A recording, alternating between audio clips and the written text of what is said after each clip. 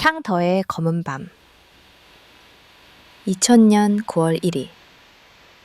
호남성 창더시의 어둠은 저시 30분이라는 이른 저녁 시간부터 기묘한 침묵에 잠겨 있었다. 도시는 낮에 활기찬 소음을 잃고 마치 폭풍정야의 고요처럼 숨을 죽이고 있었다. 그 침묵을 깨트린 것은 다름 아닌 중국 농업은행 지점 앞을 막아선 한 대의 현금 수송 차량이었다.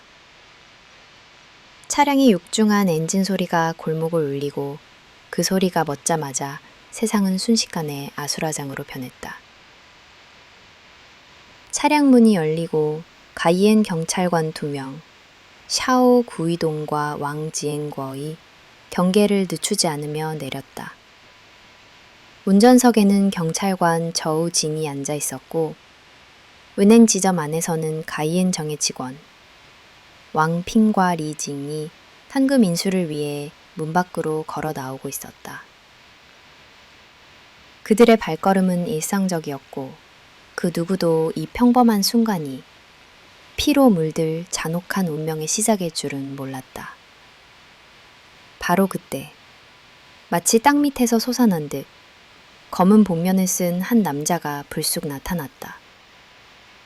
남자는 아무런 경고도 없이 총을 들어 올렸다. 굉음이 울렸다. 탕탕탕. 총알은 왕핑과 리징의 머리를 정확히 관통했다. 2명의 은행 직원은 비명조차 지르지 못하고 그 자리에서 쓰러졌다. 그들의 몸은 마치 끈이 끊긴 인형처럼 힘없이 바닥을 뒹굴었다. 붉은 피가 콘크리트 바닥에 웅덩이를 만들며 퍼져나갔다. 이 믿을 수 없는 광경에 은행 안의 모든 사람들은 혼비백산하여 비명을 지르며 도망쳤다. 현금 수송 차량의 3명의 경찰관들은 본능적으로 총성을 향해 몸을 돌렸지만 이미 때는 늦었다. 다른 복면을 쓴 무리들이 사방에서 나타나 경찰관들에게 무차별적으로 총을 난사했다. 총탄은 샤오 구이동과 왕 지엔궈의 몸을 꿰뚫었고 그들은 도로 위에 머리를 부딪히며 쓰러졌다. 운전석에 남아있던 저우지는 캐빈 안에서 머리에 총을 맞고 즉사했다. 그의 눈은 공포에 질린 채 텅 빈 하늘을 응시하고 있었다. 강도들은 쓰러진 경찰관들에게 다가가 그들의 소총 2자루와 탄창을 재빨리 빼앗았다. 그들의 움직임은 극도로 신속하고 정확했다. 마치 수백 번의 연습을 거친 전문 킬러들처럼 보였다. 은행 직원 중 1명이 가까스로 비상벨을 눌렀고 쩌렁쩌렁한 경보음이 도시 전체에 울려 퍼졌다. 경보음은 그들의 행동을 재촉하는 듯 했다. 그들은 현금 수송 차량의 잠금 장치를 부수려 시도했지 빼앗았다. 그 과정에서 3명의 행인까지 심각한 부상을 입혔는데 그 중에는 겨우 3살 난 어린 소녀도 포함되어 있었다. 소녀의 울음소리는 총성과 뒤섞여 마치 지옥의 비명처럼 들렸다. 사건 발생 3분 만에 경찰 특수수사팀이 현장에 도착했다. 그들은 24개의 탄피와 9개의 총알을 발견했다. 초기 조사 결과 강도는 총 5명으로 추정되었다. 모두 짙은 파란색 옷을 입고 복면과 모자로 얼굴을 가리고 있었다. 특히 2명은 키가 170cm 정도였고 나머지 3명은 상대적으로 키가 작아 여자처럼 보였다는 목격자들의 진술은 수사팀을 혼란에 빠뜨렸다. 이들은 마치 그림자처럼 사라졌다. 추적견들은 그들이 갈루사원 근처의 한적한 골목으로 사라졌음을 확인했지만 그곳은 하필 감시 카메라의 사각지대였다. 시민들은 두려움에 떨었다. 전문가들은 이들이 단순한 강도가 아니라 치밀한 계획과 살인 기술을 갖춘 전문적인 범죄 조직일 가능성이 높다고 분석했다. 범행에 걸린 시간은 2분도 채 되지 않았다. 이는 그들의 능력이 결코 평범하지 않음을 증명했다. 사건은 명령되었고 중국 전체를 충격에 빠뜨렸다. 미스터리한 2개의 무덤. 총성이 멎은 지 3분 만에 현장에 들이닥친 창더시 경찰청 특수수사대는 마치 지옥도를 보는 듯했다. 시신들의 피는 이미 차가운 바닥 위에서 굳어가고 있었고 핏빛 웅덩이는 섬뜩한 침묵을 자아냈다. 과학수사팀은 24개의 탄피와 9개의 탄두를 수거했다. 모든 탄피에는 알 수 없는 일련 번호가 새겨져 있었고 이는 이 총기들이 정식 경로로 유통된 것이 아님을 암시했다. 목격자들의 증언은 단서를 제공하는 대신 수사를 더욱 미궁 속으로 몰아넣었다. 강도단의 멤버 중 2명의 키는 170cm가량으로 평범했지만 나머지 3명은 상대적으로 키가 작고 체구가 왜소하여 여성처럼 보였다는 진술이 잇따랐다. 이들이 여성일 가능성이 제기되자 수사팀은 혼란에 빠졌다. 과연 어떤 여성이 이렇게 냉혹하고 잔혹한 살인을 아무렇지 않게 저지를 수 있을까? 이는 단순한 강도 사건이 아니라 치밀하게 훈련된 전문 킬러 집단의 소행임이 분명해졌다. 경찰은 즉시 대규모 수색망을 펼쳤다. 도시의 모든 주요 도로에 검문소를 설치하고 심지어 골목 구석구석까지 경찰력을 투입했다. 라디오와 TV 방송국에서는 용의자들의 인상착의를 계속해서 알리며 현상금까지 내걸었다. 그러나 하늘도 무심한 듯 그날 밤 갑작스럽게 쏟아진 폭우는 범인들의 흔적을 모두 지워버렸다. 유일한 단서는 인중년 반루사원 근처 택시에서 발견된 푸른색 모자 1개뿐이었다. 추적견들은 모자 냄새를 따라 한참을 추적했지만 결국 빗물의 냄새가 씻겨나가면서 단서를 놓치고 말았다. 수사가 교착 상태에 빠진 그때 또 다른 소름 끼치는 소식이 전해졌다. 사건이 발생한 바로 그날 오전 10시 딩청구 양시촌의 한 주민이 으슥한 공터에 세워진 택시 한 대를 발견했다. 택시의 유리창은 깨져 있었고 차 안에는 핏자국이 낭자했다. 이상함을 감지한 주민이 주변을 살펴보다가 땅이 파헤쳐진 흔적을 발견했다. 주민들은 괭이를 들고 땅을 파기 시작했고 곧 경악을 금치 못했다. 땅 속에는 남자와 여자의 시신이 뒤엉킨 채 묻혀 있었다. 경찰이 출동해 주변을 추가로 수색하자 꽤 떨어진 곳에서 또 다른 2구의 남성 시신이 발견되었다. 4구의 시신 중 3구는 신원이 확인되었다. 그들은 바로 15일 전 실종된 안샹현 농업은행 지점장 후멍리엔과 그의 아내, 그리고 운전기사였다. 나머지 한 구의 남성 시신은 신원 미상이었다. 부검 결과 후멍리엔 부부의 사이는 총상이었고 이는 창더시 은행 강도 사건에 사용된 것과 같은 구경의 총기였다. 이 기이한 우연의 일치는 단순한 우연이 아니었다. 후멍리엔 지점장은 바로 그날 총각 사건이 발생한 은행 지점의 간부였던 것이다. 경찰은 즉시 2 사건을 병합 수사하기로 결정했다. 수사팀은 직감적으로 이 모든 사건의 배후에 동일 인물이 있음을 확신했다.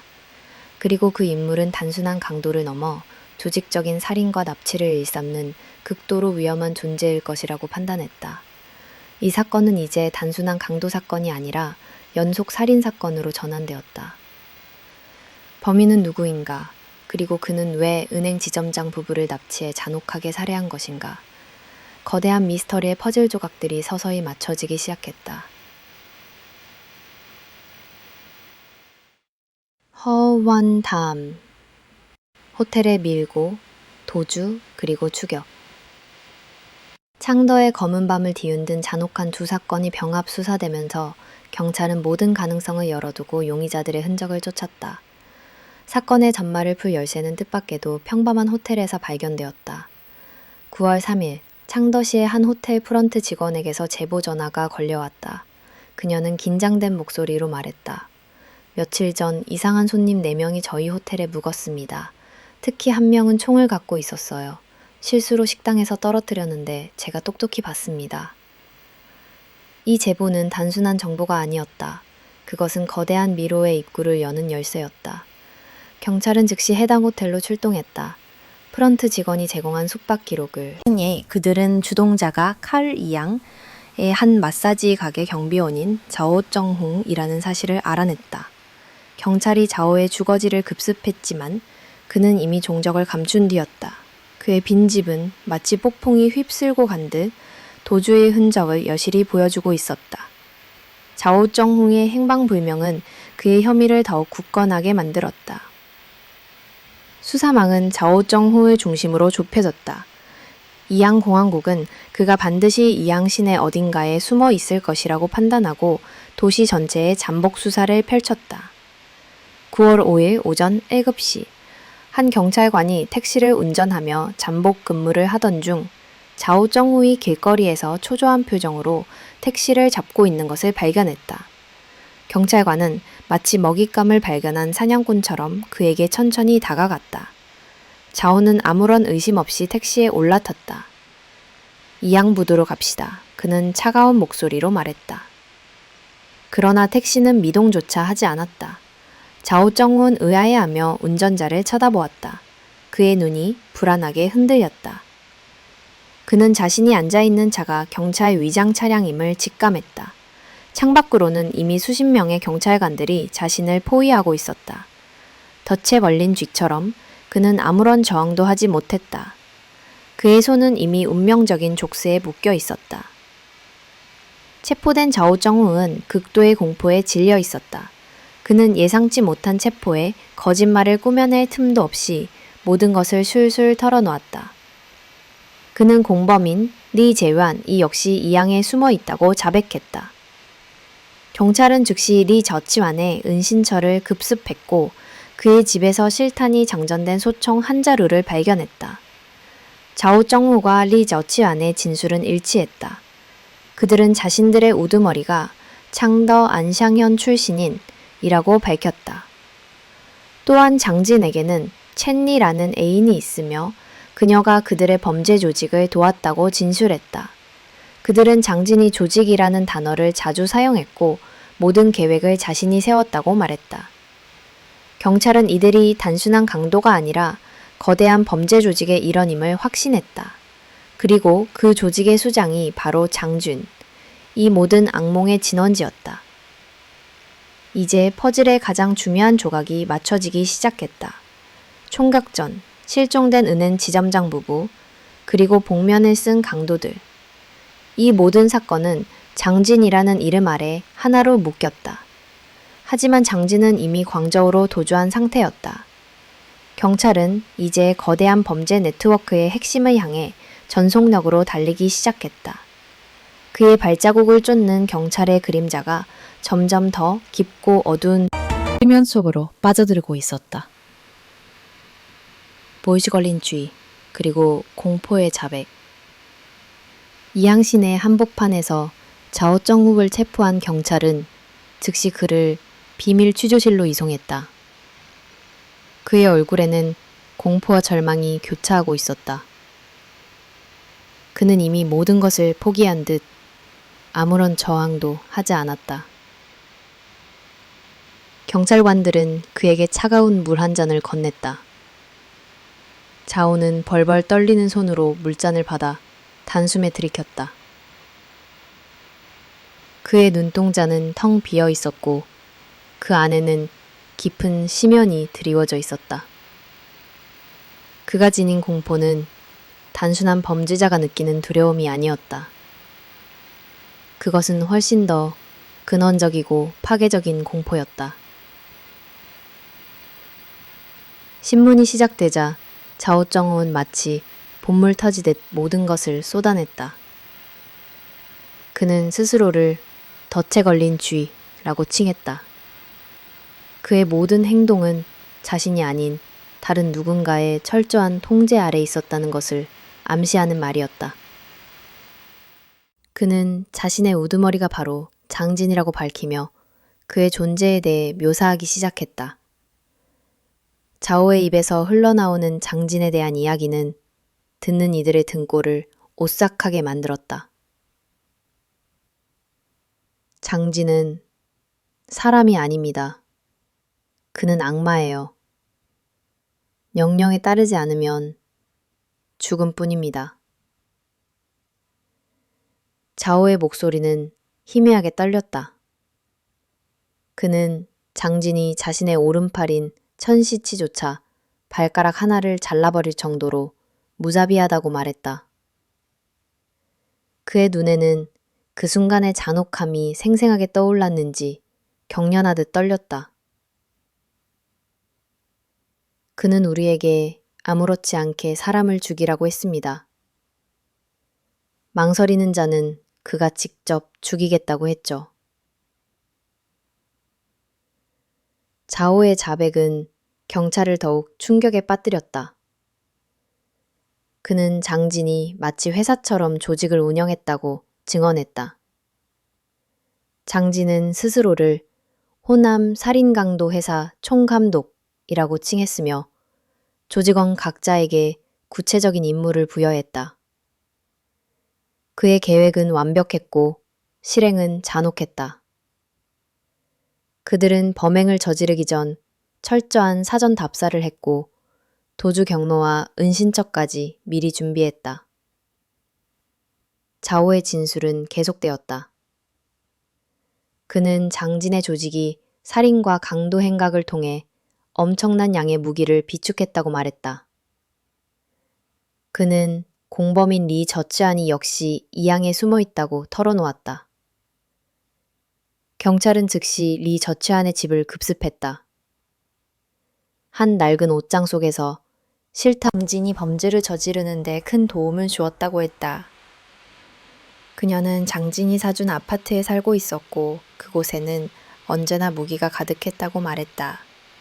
그녀의 존재는 장진의 범죄가 단순히 조직원들만의 문제가 아니라 그의 사생활과 깊이 연관되어 있음을 시사했다. 경찰은 자오의 자백을 토대로 즉시 처이 아파트로 향했다. 문을 부수고 들어선 아파트 내부는 겉보기와 달리 거대한 무기고였다. 다양한 종류의 권총 10자루, 소형 기관총 2자루, 수류탄 2개, 그리고 1000개가 넘는 실탄이 발견되었다. 그 중에는 창더은행 강도 사건 당시 사망한 경찰관들의 총기 2자루도 포함되어 있었다. 그리고 섬뜩하게도 아파트 한 구석에서 20개가 넘는 신분증이 발견되었다. 그 신분증들은 모두 사망한 피해자들의 것이었다. 경찰관들의 얼굴에 전율이 흘렀다. 이들은 단순한 강도단이 아니었다. 그들은 살인을 즐기고 희생자들의 신분증을 전리품처럼 수집하는 극악무도한 살인마들이었다. 천리는 아파트에 있었고 그녀는 예상치 못한 경찰의 급습에 망연자실했다. 그녀는 모든 것을 털어놓았다. 그는 이미 광저우로 도망쳤어요. 그녀의 목소리는 절망으로 가득 차 있었다.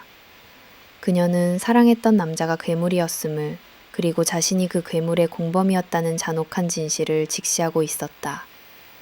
이제 경찰은 장진이란 악마의 발자국을 쫓아 또 다른 거대한 도시인 광저우로 향하게 되었다. 악마의 은신처와 사랑의 감옥. 자오 정웅의 충격적인 자백은 경찰에게 새로운 목표물을 제시했다. 바로 장진의 애인이자 조직의 협력자인 첼리였다. 경찰은 즉시 그녀의 아파트로 향했다. 그녀의 집은 장진이 선물했다는 고급 주택가에 위치해 있었고 겉보기에는 평범하고 평화로워 보였다. 그러나 그 평온한 외관 아래에는 소름 끼치는 진실이 숨겨져 있었다. 경찰 특공대가 문을 부수고 진입했을 때 천리는 거실 소파에 앉아 멍하니 텔레비전을 보고 있었다. 그녀의 눈은 공허 있고 얼굴에는 알 수 없는 슬픔과 공포가 뒤섞여 있었다. 그녀는 저항하지 않았다. 마치 경찰이 오기를 기다리고 있었던 것처럼, 혹은 이미 자신의 운명을 알고 있었던 것처럼. 그녀의 몸짓에는 체포의 두려움보다 더 큰 지독한 체념이 서려 있었다. 경찰은 즉시 아파트를 수색하기 시작했다. 거실 한쪽 벽에 숨겨진 비밀 옷장을 열자 그 안에서 상상조차 할 수 없는 광경이 펼쳐졌다. 옷장 안은 옷가지 대신 검은색 가방들로 가득 차 있었다. 가방 안에는 각종 무기들이 꽉 채워져 있었다. 정교한 권총 10자루, 소형 기관총 2자루, 그리고 섬뜩하게도 실탄이 가득 찬 수류탄 1개가 발견되었다. 탄약 상자에는 1000발이 넘는 총알이 빼곡히 들어있었다. 이 무기들은 마치 개인 무기고처럼 완벽하게 정돈되어 있었고 그 상태는 언제든 사용될 수 있는 것처럼 보였다. 더욱 충격적인 것은 그중 두 자루의 총기가 창더 은행 강도 사건 당시 살해당한 경찰관들의 총기였다는 사실이었다. 이는 천리가 장진의 범죄에 깊숙이 연루되었음을 명백히 증명했다. 그러나 이것이 끝이 아니었다. 경찰은 천리의 침실에서 또 다른 소름 끼치는 증거물을 발견했다. 침대 옆 작은 서랍장 안에는 깔끔하게 정돈된 지갑과 신분증들이 들어있었다.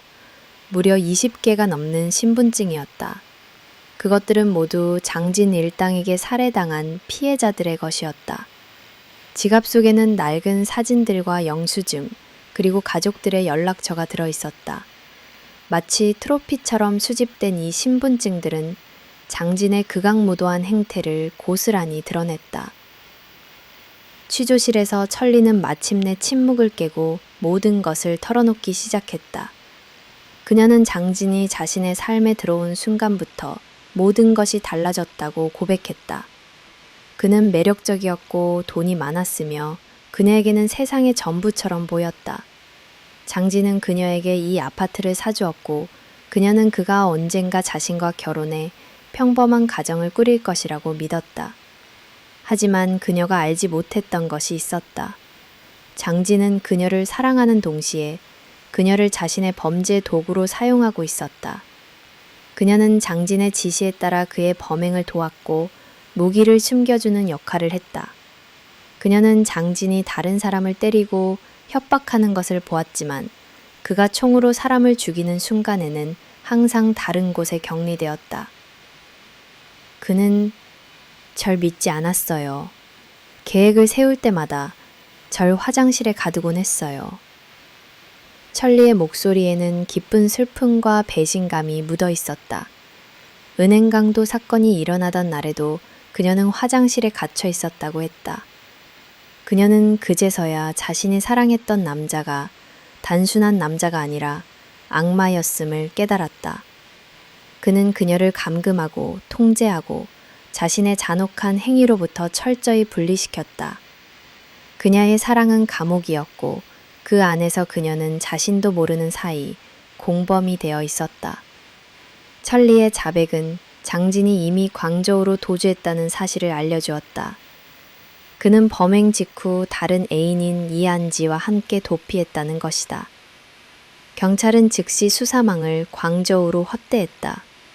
장진이라는 거대한 악마는 마치 그림자처럼 몸을 어딘 단에 숨긴 채 또 다른 범죄를 계획하고 있을지도 모른다는 섬뜩한 예감이 수사팀을 감쌌다. 까이느 사랑이라는 이름의 사슬, 천리의 진술은 수사팀을 충격과 혼란에 빠뜨렸다. 그녀가 제공한 단서에 따라 경찰은 장진의 다음 행선지인 광저우로 향했다. 그러나 광저우에서 그들을 기다리고 있는 것은 예상치 못한 거대한 미로였다. 장진은 마치 카멜레온처럼 끊임없이 위장신문을 바꾸며 흔적을 지웠고 그의 도피에는 한 명의 여성이 아니라 무려 4명의 다른 여성들이 얽혀 있었다. 그들은 모두 장진의 연인이자 동시에 그의 끔찍한 범죄에 동참한 공범들이었다. 첫 번째 여인은 얀민으로 그녀는 충칭의 한 주점에서 일하는 접대원이었다. 옌민은 충칭의 어두운 세계에 발을 담그고 있었고 그녀의 인맥을 통해 장진은 군용 권총과 수십 발의 실탄을 손에 넣을 수 있었다. 장진은 이 총을 이용해 농구를 살해하고 6천 위안을 빼앗는 첫 번째 살인 강도 행각을 저질렀다. 옌민은 장진의 범행을 돕는 총기 공구체이자 현금 인출기 역할을 했지만 그녀의 효용 가치가 다하자 장진에게 버림받았다. 그 이유는 너무나도 끔찍하고 이기적이었다. 그녀는 늙고 못생겼다. 는 것이 장진의 변명이었다. 사랑이라는 이름으로 시작된 관계는 결국 잔인한 이용과 파기로 끝이 났다. 두 번째 여인은 양민옌 영밍옌이었다. 장진은 1996년에 옌민을 버리고 양밍옌과 관계를 맺었다. 그는 이때부터 하롱 하일리라는 가명을 사용하며 새로운 삶을 사는 척했다. 양밍옌은 장진의 새로운 동반자가 되었고 그녀는 그와 함께 그의 끔찍한 범죄 행각에 동참했다. 그녀는 그에게 아들까지 낳아주며 헌신했지만 장진에게 그녀는 여전히 소모품에 불과했다. 그녀는 장진의 지시로 불법적인 거래에 가담했고 그가 도주할 때마다 은신처를 제공했다. 세 번째 여인은 죄황옌이었다. 그녀는 이혼 후 택시기사로 생계를 꾸려가고 있었다. 장진은 운전자가 필요했고 죄황옌은 그의 달콤한 말에 속아 넘어갔다. 그녀는 단순히 운전만 하는 것이 아니라 장진의 살인 도우미로 변모했다. 죄황옌은 장진의 명령에 따라 여러 번 사람을 직접 총으로 쏘아 죽였다. 그녀의 잔인함은 남성 공범들조차 혀를 내둘 정도였다. 특히 무고한 청년을 총살하라는 장진의 지시에 그녀는 망설임 없이 방아쇠를 당겼다고 했다. 그녀의 눈은 이미 인간성을 잃은 채 살인에 대한 쾌감으로 가득 차 있었다. 네 번째 여인은 친주비였다. 43세의 이 여인은 장진은 재력가였고 동시에 욕정의 노예였다. 장진은 그녀의 돈을 노리고 접근했고 몇 마디 달콤한 말로 그녀를 덫에 걸리게 했다. 친주비는 장진의 범죄 자금줄 역할을 했으며 그의 범행에 필요한 모든 것을 물신양면으로 지원했다. 그녀는 장진을 왕처럼 섬겼지만 그에게는 그저 돈주머니에 불과했다. 경찰은 이 5명의 여성들이 각기 다른 방식으로 장진의 범죄에 기여했다는 사실을 알게 되었다. 그들은 사랑이라는 감정에 덫에 걸려 장진의 통제 아래 놓였고 결국 자신의 손으로 끔찍한 죄를 저지르거나 그의 악행을 방조하는 공범이 되었다. 이 여성들은 순수한 희생자인가? 아니면 본질적으로 장진과 같은 악마성을 지닌 공범인가? 수사팀은 이 질문에 대한 답을 찾기 위해 그들의 삶을 더 깊이 파고들었다. 사랑이라는 이름으로 행해진 이 모든 범죄의 사슬은 이제 장진의 목을 서서히 조여오고 있었다. 악마의 마지막 덫. 천리의 자백과 그녀의 아파트에서 발견된 증거들은 장진의 거대한 범죄 네트워크를 명확히 드러냈다. 그러나 가장 중요한 인물 장진은 이미 광저우로 도주한 뒤였다. 그의 행적은 그림자처럼 잡히지 않았고 수사팀은 일촉즉발의 긴장감 속에서 그의 발자국을 추적했다. 수사팀은 통신 기록을 통해 장진이 때라는 가명의 여성과 접촉했음을 알아냈다. 이 여자의 정체는 바로 양민옌, 그가 하룽하일리라는 가명을 쓰며 동거했던 여인이었다. 양민옌은 장진의 도피 생활을 도왔으며 그에게 아들까지 낳아준 사람이었다. 9월 13일 수사팀은 장진이 충칭에 숨어있다는 결정적인 제보를 받았다. 그는 양민옌과 함께 충칭 시내의 한 아파트에 은신하고 있었다. 그러나 수사팀이 양민옌을 체포하기 위해 잠복하는 동안 또 다른 중요한 단서가 포착되었다. 한 남성이 자신의 전처인 옌민이 장핑이라는 호남 출신 남성과 불륜 관계였다고 진술했다. 그 남자의 인상착의는 장진과 놀랍도록 일치했다. 옌민을 추궁한 끝에 그녀는 위안지의 본명이 양밍옌이라는 것을 밝혀냈다. 9월 18일 양밍옌이 돌연 은신처를 떠나 도주하려는 정황이 포착되었다. 경찰은 즉시 그녀를 추격해 체포했다. 양밍옌은 치료실에서 장진의 최근 행적에 대해 털어놓았다.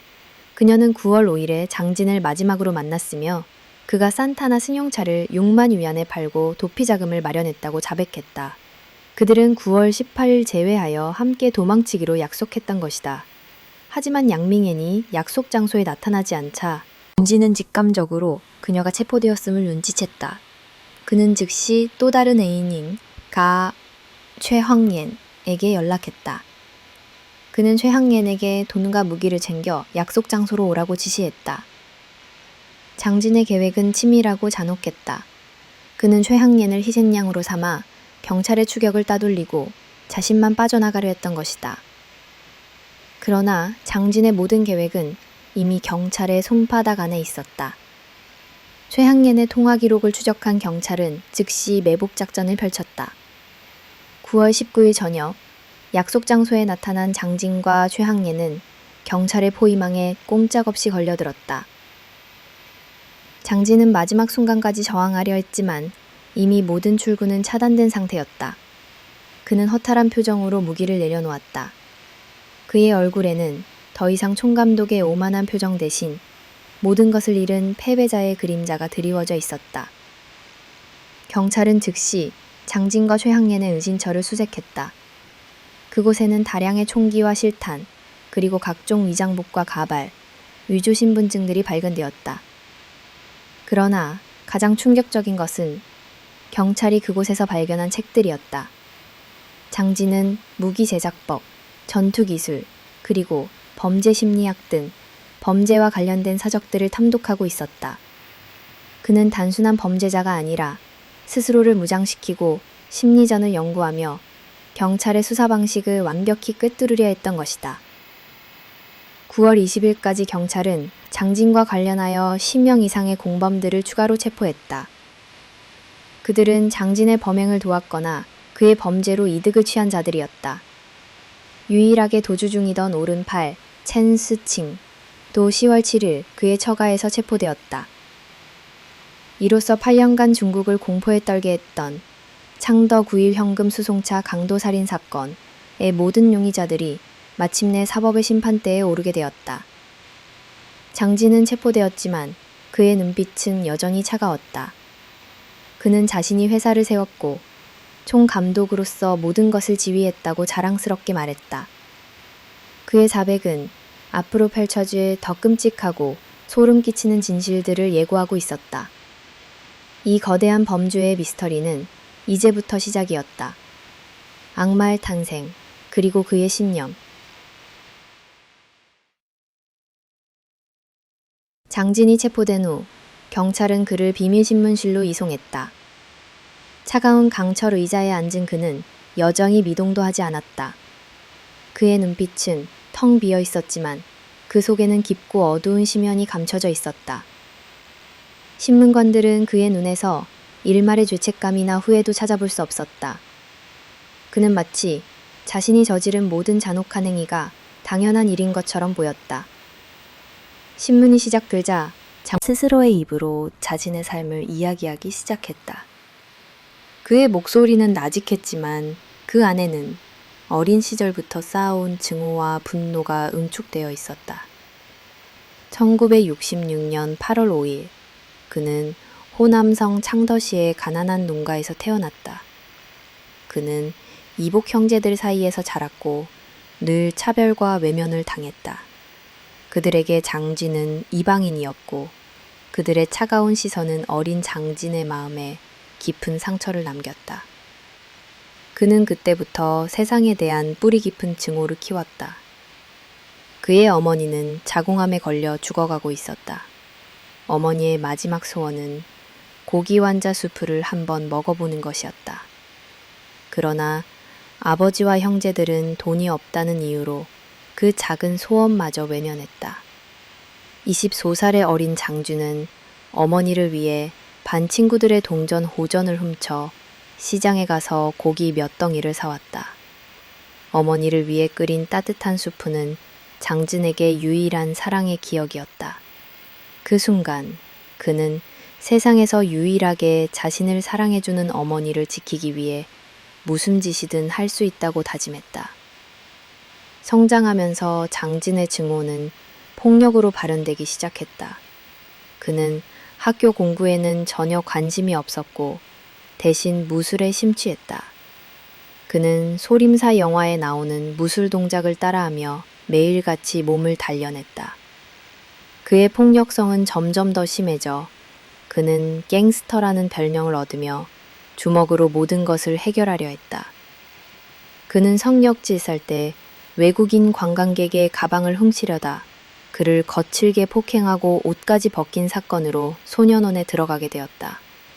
소년원에서의 생활은 그의 증오를 더욱 심화시켰다. 그는 사회에 대한 복수심을 불태웠고 자신의 신념을 더욱 굳건히 했다. 내 앞길을 막는 자들은 모두 죽음뿐이다. 그는 신문관들에게 이렇게 선언했다. 그의 눈빛은 흔들림이 없었고 그의 말에는 한치의 망설임도 없었다. 그는 자신의 범죄 행각에 대해 조금의 후회도 하지 않는 듯 보였다. 장진은 자신이 운영하는 조직을 호남 살인 강도 회사라고 불렀다. 그는 스스로를 총감독으로 칭하며 조직원들을 통제했다. 그는 그들에게 혹독한 훈련을 시켰다. 사격 훈련은 물론이고 심지어는 무고한 사람들을 총으로 쏘아 죽이게 하면서 그들의 담력을 시험하기도 했다. 그의 오른팔이었던 천스친이 그의 명령에 불복종했을 때 장진은 그를 잔혹하게 폭행하고 발가락 하나를 잘라버렸다. 장진의 극악무도한 행위는 조직원들에게 공포를 심어주었고 그들은 그의 명령에 맹목적으로 복종할 수밖에 없었다. 그는 인간성을 완전히 상실했습니다. 장진과 함께 범행을 저질렀던 공범들의 증언은 하나같이 일치했다. 그들은 모두 장진의 카리스마와 폭력성에 압도되어 그의 범죄에 동참하게 되었다고 말했다. 하지만 이토록 냉혹하고 무자비한 장진에게도 이상하리만치 헌신적인 5명의 여인이 있었다. 이들은 모두 자신의 목숨을 바쳐가며 장진을 도왔다. 경찰은 이 여성들의 심리를 이해할 수 없었다. 그들은 순수한 사랑으로 장진을 따랐던 것일까?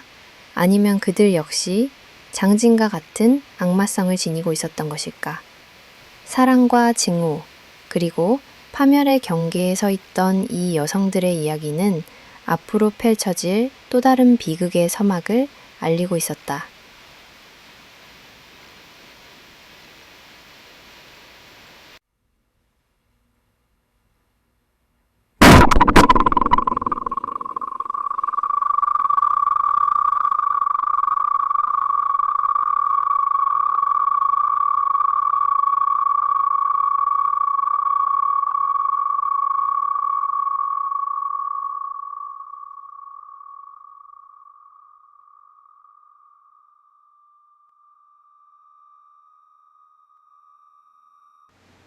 피로 쓰인 범죄일지지 장진의 입에서 소노유카 모즈 그운족을 압수게 다전어거입니다.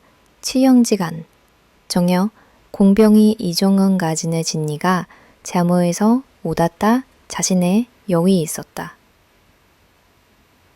피로노 주감지스 장진의 오니이간데 장진의 예지 피로난 지스 장진이 소울 다자느 고내 격오 두리간 장진한 당여우 통고 근이우 단여우 죽인즉 암주도 극은 장진의 이조년 후이하연다 피가여 죽이는 긍 장진한 고로나 피로난 진지검진이가 장진의 이존을 통가이고 육간 단난 암령도 전진의 이빠대 진감주도 고인 아녀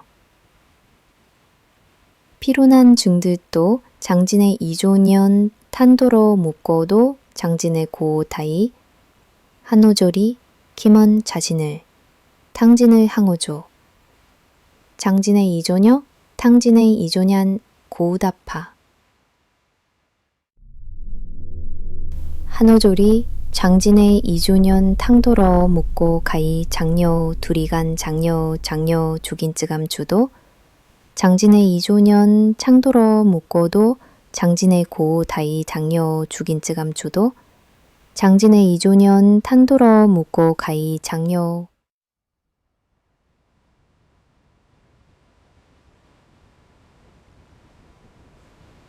장진의 입에서 쏟아져 나온 자백은 단순한 진술이 아니었다. 그것은 마치 피로 쓰인 거대한 범죄일지였다. 그의 목소리는 무감각했고 그가 묘사하는 살인과 강도인각은 마치 누군가의 이야기를 담담히 전하는 듯했다. 신문관들은 그의 차가운 시선과 마주하며 등골이 서늘해지는 것을 느꼈다. 그가 저지른 악행은 8년이라는 세월 동안 중국 전역에 걸쳐 있었고 그 규모와 잔혹성은 상상을 초월했다. 이야기는 1992년으로 거슬러 올라갔다.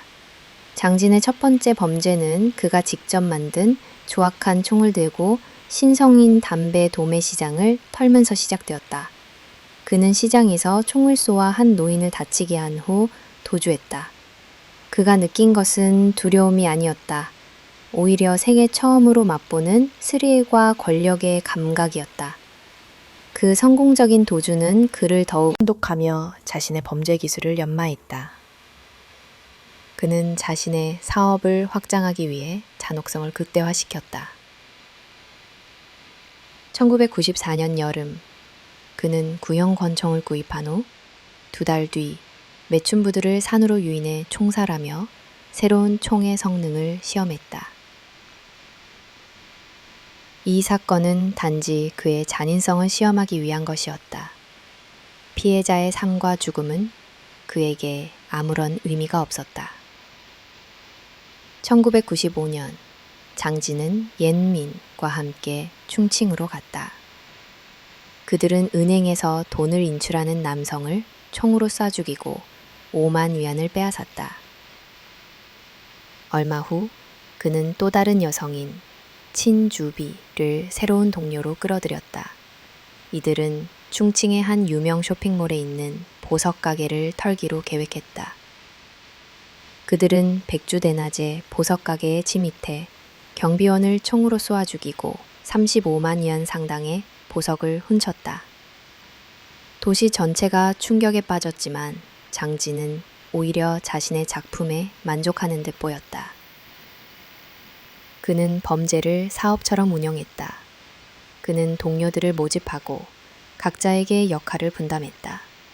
그는 모든 범죄에 대한 계획을 직접 세웠고 동료들에게는 오직 복종만을 요구했다. 그는 범행 전 항상 신체 훈련과 실탄 사격 훈련을 시켰고 범행 후에는 즉시 도주하지 않고 도시 안에 은신하며 신문을 읽으며 경찰의 수사 동향을 파악했다. 이는 그가 범죄를 단순한 강도를 넘어 경찰과의 두뇌 싸움으로 여겼음을 보여준다. 1998년 10월, 장진은 동료인 자오정훈과 천스칭이 자신을 배신할 것이라고 의심했다. 그는 그들을 시험하기 위해 잔혹한 명령을 내렸다. 그는 시장에서 유인한 한 소년을 그들에게 넘겨주며 총으로 쏘아 죽이라고 했다. 그리고 최왕에게는 무고한 청년을 총살하라는 끔찍한 명령을 내리며 그녀의 충성심을 시험했다. 이 잔혹한 행위들은 그의 회사가 얼마나 무자비하고 인간성을 상실했는지 여실히 보여주었다. 그의 마지막 목표는 은행이었다. 2000년 6월 19일 그는 충칭의 은행을 털어 2명을 살해했다. 그리고 2000년 9월 1일 그는 창더시 은행을 공격하며 5명을 살해하고 3명을 다치게 했다. 이 사건은 그의 범죄 행각의 정점이었다. 하지만 동시에 그의 파멸을 가져온 시작점이기도 했다. 장진의 자백은 신문실을 차갑고 무거운 공기로 채웠다. 그는 자신의 모든 죄를 담담하게 인정했지만 단 한 번도 후회하는 기색을 보이지 않았다. 그의 삶은 증오와 폭력으로 얼룩져 있었고 그는 들여다보고 있었다. 걸리즌과 심장 없는 감독 장진의 자백은 그의 조직이 단순한 범죄 집단이 아니라 마치 광신도 집단과 같았다는 것을 폭로했다. 그는 조직원들에게 총감독으로서의 권위를 유지하고 절대적인 복종을 이끌어내기 위해 잔혹한 의식을 강요했다. 이 의식은 피와 공포로 이루어져 있었으며 장진의 심장 없는 본성을 여실히 드러냈다. 1998년 10월, 장진은 자신의 오른팔인 자오 정욱과 천 스칭이 자신을 배신할지도 모른다는 의심을 품었다. 그는 이들의 충성심을 시험하고 동시에 자신의 지배력을 공고히 하기 위해 끔찍한 계획을 세웠다. 그는 시장에서 집으로 돌아가는 길에 아무것도 모르는 한 10대 소년을 유인했다. 소년은 장진의 친절한 모습에 안심하고 그를 따라갔지만 그 발걸음이 자신의 무덤을 향하고 있다는 사실은 꿈에도 몰랐다. 장진은 소년을 외딴 숲으로 끌고 간 후 자오 정욱과 천스칭을 불렀다. 너희들의 충성심을 증명해라. 저 아이를 칼로 찔러라. 장진의 목소리는 얼음장처럼 차가웠다. 자오와 천은 겁에 질려 떨었지만 거역할 수 없었다. 그들의 눈에는 장진의 냉혹한 눈빛과 그 뒤에 숨겨진 무자비한 위협이 보였다. 그들은 주저했지만 결국 장진이 건넨 칼을 들고 소년을 향해 다가갔다. 소년의 비명은 숲의 정적을 갈라놓았다. 그들의 칼이 소년의 몸에 박히는 순간 그들은 단순한 범죄자를 넘어 장진의 잔혹한 공범이 되었고 피로 맺어진 사슬에 묶이게 되었다. 이 끔찍한 피해 의식을 통해 장진은 그들의 영혼까지 지배하려 했던 것이다. 장진의 잔혹한 훈련은 여기서 멈추지 않았다. 그는 여성 조직원들에게도 예외를 두지 않았다. 그는 최왕 옌에게 무고한 청년을 총살하라는 명령을 내렸다. 최왕 옌은 처음에는 망설였지만 장진의 협박에 결국 총을 들었다. 장진은 그녀에게 말했다. 방아쇠를 당겨라. 이 총소리가 내 인생의 새로운 시작이 될 것이다. 내가 내 사람이 될 수 있는지 시험하는 것이다. 최왕 옌은 떨리는 손으로 방아쇠를 당겼고 청년은 그 자리에서 쓰러졌다.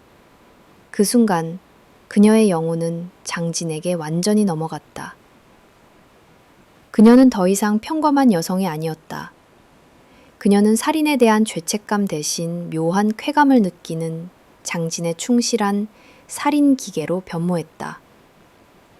장진은 이 모든 잔혹한 행위들이 자신의 회사를 강하게 만들기 위한 필수적인 과정이라고 믿었다.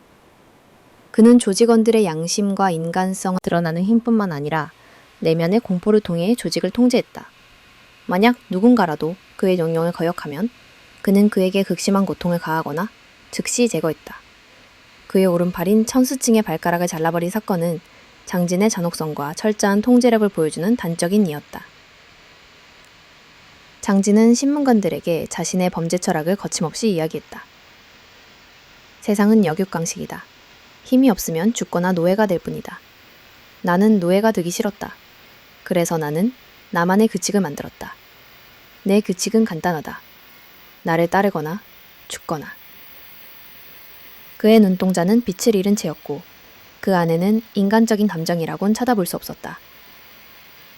그는 자신의 가족에게서 사랑을 받지 못했고 사회로부터 외면당했다. 그로 인해 그는 자신이 만든 회사에서 지독한 통제와 폭력으로 자신의 존재 가치를 증명하려 했던 것이다.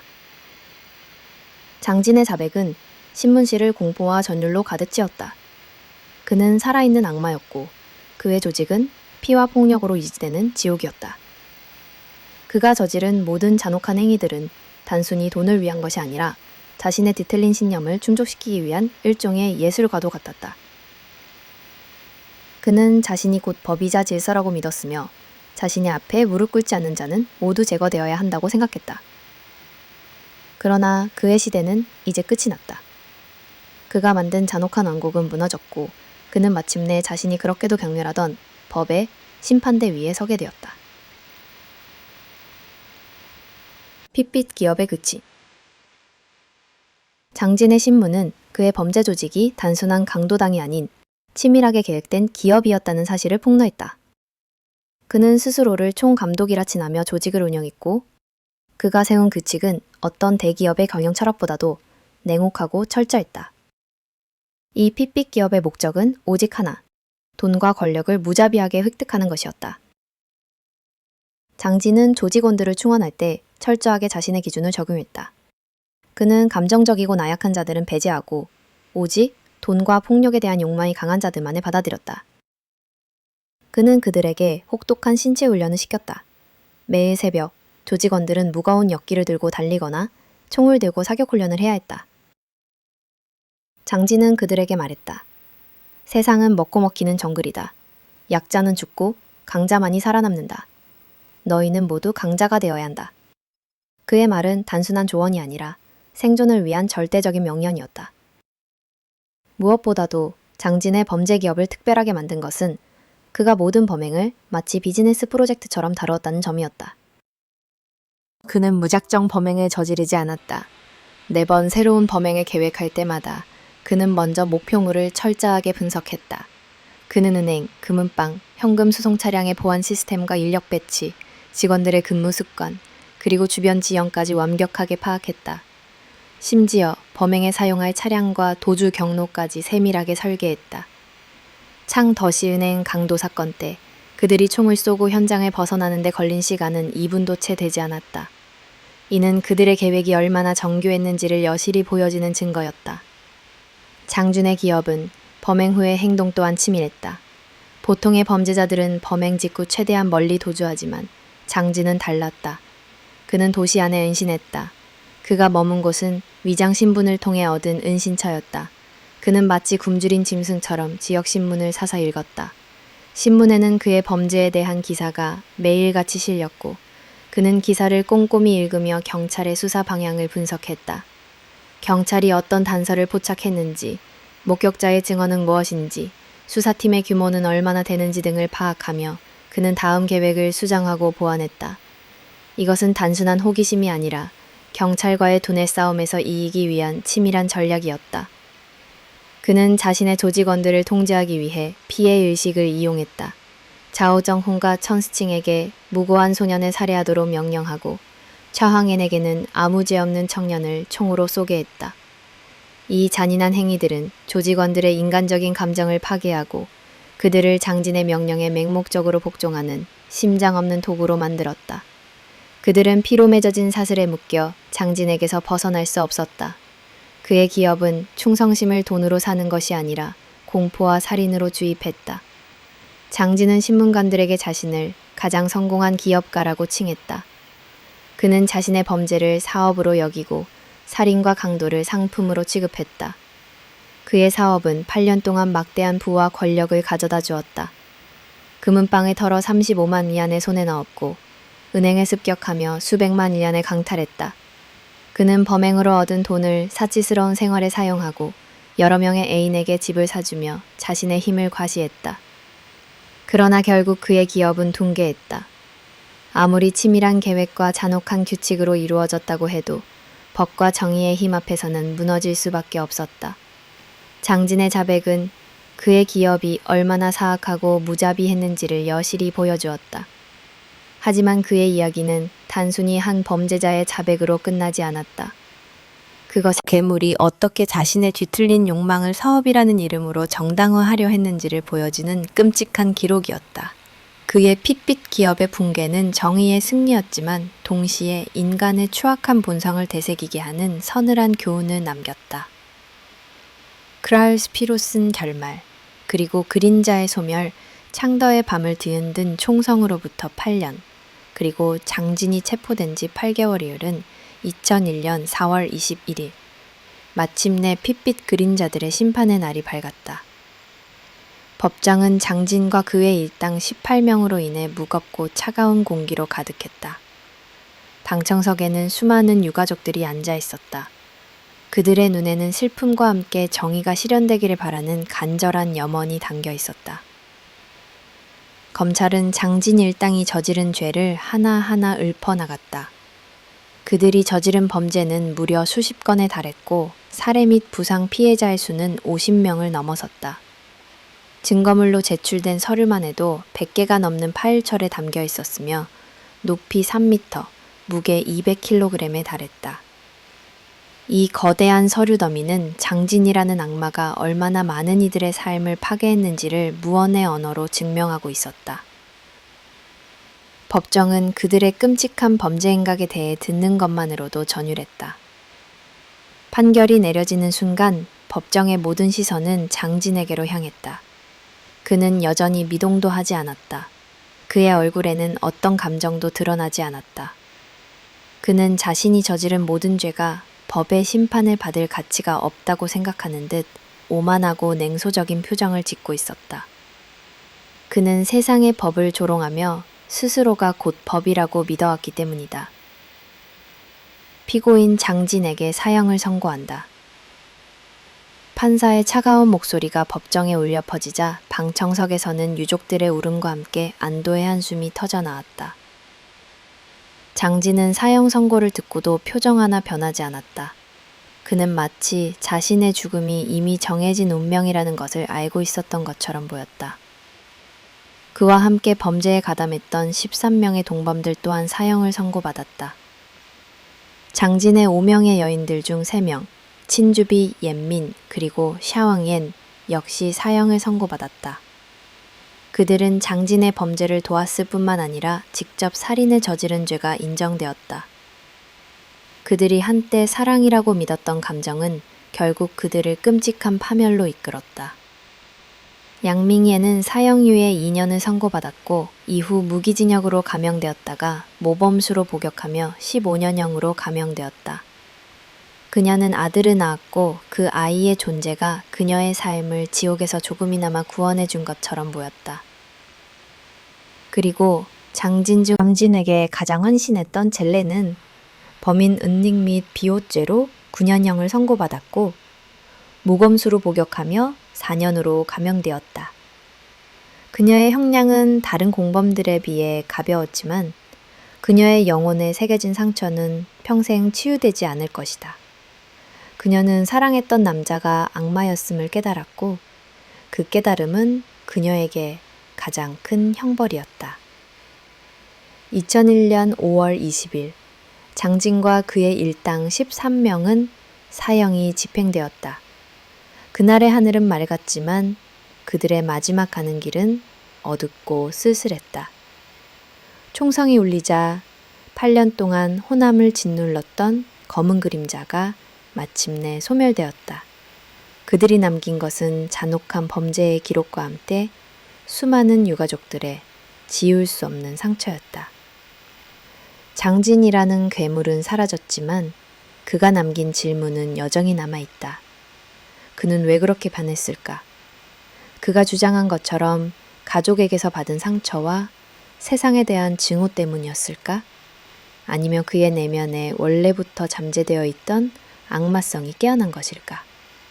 그리고 그를 따랐던 5명의 여성들은 사랑의 눈이 멀어 죄를 지은 것인가? 아니면 그들 역시 악마의 본성을 숨기고 있었던 것인가? 이 모든 질문에 대한 답은 아무도 알 수 없다. 오직 한 가지 분명한 사실은 악행을 저지르는 자는 반드시 그 대가를 치르게 된다는 것이다. 장진의 이야기는 범죄의 잔혹성뿐만 아니라 인간의 나약함과 욕망이 어떻게 파멸을 부르는지를 보여주는 끔찍한 교훈으로 역사에 기록되었다. 그의 핏빛 기업은 무너졌지만 그 그림자는 오랫동안 사람들의 기억 속에 남아 경종을 울릴 것이다.